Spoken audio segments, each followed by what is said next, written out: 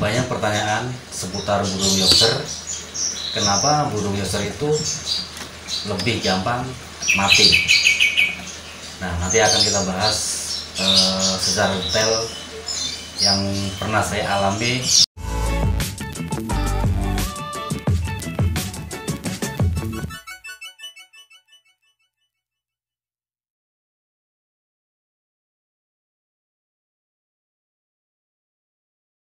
Assalamualaikum warahmatullahi wabarakatuh, teman-teman, sahabat Trisakti Bird.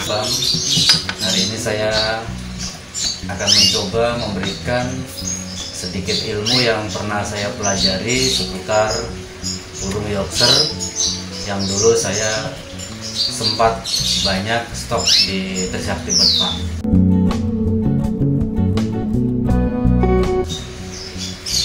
Nah, jadi teman-teman itu ada nggak sih yang merasa kita sudah berhitung-hitung nih mau ternak Yorkshire, ternyata Yorkshire yang kita beli belum lama kemudian mati. Nah, sebenarnya apa sih penyebab Yorkshire itu gampang mati yang terjadi di Indonesia itu? Tentunya bukan hal baru lagi. Ketika kita melihara burung Yorkshire itu banyak yang nggak sampai 1 bulan kemudian Yorkshire yang kita beli itu mati dan habislah sudah uang yang kita keluarkan karena Yorkshire-nya mati, jadi tidak bisa ternak Yorkshire lagi. Sebenarnya ada beberapa faktor yang menyebabkan kematian pada burung Yorkshire yang datang ke Indonesia. Yang pertama adalah makanan utama si burung Yorkshire itu apa sih yang di sana itu. Nah, selama ini kita tidak tahu sebenarnya di luar negeri itu selain biji-bijian mungkin juga ada beberapa tambahan makanan yang memang harus ditambahkan di burung Yorkshire tersebut. Kebanyakan burung Yorkshire yang sampai sini pun kita nggak tahu tuh makanan utama di negara asalnya itu makanannya apa. Nah, itu yang perlu dipelajari. Yang sepengalaman saya dulu ketika saya piara Yorkshire yang datang bok-bokan itu, biasanya yang saya pertama cari itu di seputar boknya itu, saya lihat itu jenis makanan yang banyak yang dibawakan oleh para importer itu, yang dari eksportir itu di situ apa, biji-bijiannya apa yang harus kita pelajari sebenarnya di situ. Jadi terkadang kita menyepelekan makanan utama si Yorkshire tersebut yang menyebabkan Yorkshire tersebut itu banyak yang mengalami kematian ketika berada di Indonesia. Itu dari faktor makanan ya. Terus yang kesalahan yang kedua biasanya masalah penjemuran. Nah, sebenarnya burung Yorkshire di sana itu cuaca di sana pun ternyata berbeda kan. Dari Eropa tiba-tiba pindah ke Asia yang beriklim tropis. Nah, di Indonesia yang iklimnya panas, penjemuran itu harus dan tidak harus. Kenapa saya bilang harus dan tidak harus? Karena kalau cuaca terik dan ruangannya itu memadai, tidak terlalu kedingin, itu pun biasanya kalau saya itu sendiri tidak pernah yang namanya penjemuran Yorkshire terlalu lama. Cukup misalkan dari jam 9 pagi begitu matahari masih bagus-bagusnya, atau dari jam 8 sampai jam 9 itu sebenarnya sudah bagus untuk memenuhi kebutuhan vitamin D di burung Yorkshire tersebut. Nah, ada kalanya ketika cuaca terik, panas, jangan sekali-kali menjemur burung di saat panas terik matahari. Dehidrasi ya, dehidrasi. Nah, kebetulan burung-burung sono, burung-burung dari luar ketika datang ke Indonesia kebanyakan karena perubahan cuaca, dari cuaca dingin tiba-tiba cuaca panas. Nah, itu kadang-kadang burung begitu ada air dia langsung nyemplung mandi setelah selesai dijemur, dan itu akan menyebabkan biasanya itu mengalami beberapa gangguan di metabolisme tubuh si burung tersebut. Jadi ketika kita menjemur burung selama 1 jam, usahakan cepuknya tetap cepuk kecil, jangan pakai cepuk yang besar. Apalagi setelah nanti penjemuran, biasanya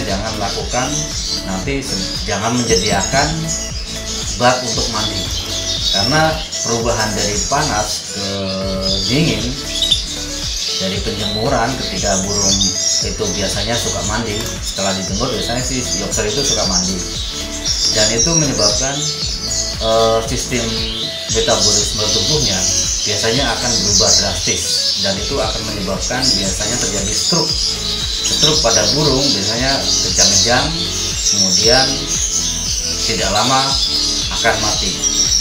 Dan itu yang biasanya suka terjadi ketika kesalahan setelah penjemuran kita sediakan lagi bak mandi, dan itu sama sekali tidak boleh dalam kasus Yorkshire. Terus yang ketiga, usahakan ketika burung datang dari impor itu pemberian makanan itu selalu kita prioritaskan, terutama kebersihannya, dan jangan lupa untuk memberikan vitamin ketika burung itu baru datang ke Indonesia, karena pemberian vitamin itu memberikan memulihkan kondisi tubuh si burung dalam masa perjalanan ke Indonesia. Sebenarnya pada masa perjalanan ke Indonesia itu burung dalam box pengiriman itu biasanya terjadi dehidrasi yang tinggi. Kenapa? Banyak burung impor yang datang ke Indonesia tidak begitu lama itu menyebabkan burung banyak yang mati.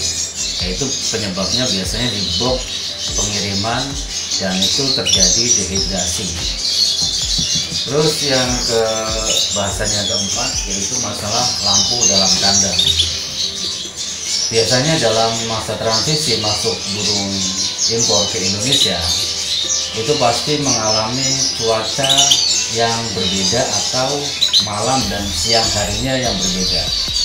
Ketika biasanya di sana malam, terus karena ada perubahan jam, di sini jadi siang. Jadi si burung tersebut tidak ada jeda waktu untuk mereka beristirahat. Nah, kadang-kala ada kesalahan kita itu menyediakan lampu yang terus-menerus selama 24 jam. Dan buat saya sebenarnya lampu itu sangat berpengaruh terhadap fisik si burung. Kenapa saya bilang berpengaruh?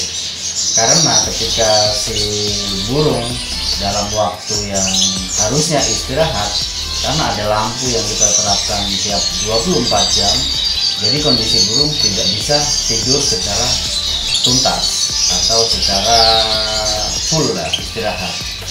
Sebenarnya pemberian lampu itu kalau bisa di siang hari, misalkan dalam ruangan yang memang agak terlalu dingin, kita bisa menyediakan lampu itu pada siang hari. Tetapi pada malam harinya ketika burung waktunya istirahat antara mulai jam 9 malam, kita usahakan lampu itu kita matikan, karena itu adalah membuat si burung tersebut istirahat dan tidur. Jadi dia merekondisikan tubuhnya ketika masa istirahat atau tidur tersebut. Itu yang bagian keempat. Bagian yang kelima yaitu adalah cuaca. Perubahan cuaca dari luar negeri atau dari Eropa ke Indonesia atau dari belahan bumi yang lain ke Indonesia yang beriklim tropis tentunya memiliki cuaca yang sangat berbeda. Nah, ketika di sini cuacanya ekstrim panas, itu menyebabkan burung dehidrasi, dan itu menyebabkan banyak burung yang mengalami gangguan pencernaan dan gangguan metabolisme dalam tubuh. Sebenarnya bisa diakali ketika burung impor itu masuk ke Indonesia dengan cara yaitu memberikan yang tadi saya bahas di nomor 1, yaitu makanan yang bagus, penjemuran yang cukup, vitamin, dan kondisi kandang yang selalu bersih.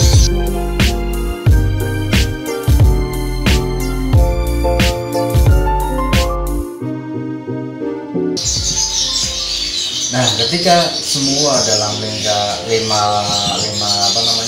segmen itu sudah terpenuhi, yang jadi masalah adalah kita harus selalu berdoa bahwa nyawa apapun itu bukan milik kita.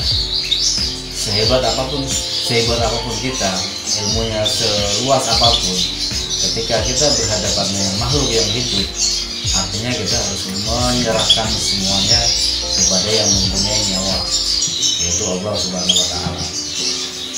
Jadi masalah kenapa US yang datang ke Indonesia gampang yang mati, yaitu ya salah satunya mungkin dari faktor yang sudah saya jelaskan tadi. Jadi itu saja, semoga video ini bermanfaat. Assalamualaikum warahmatullahi wabarakatuh.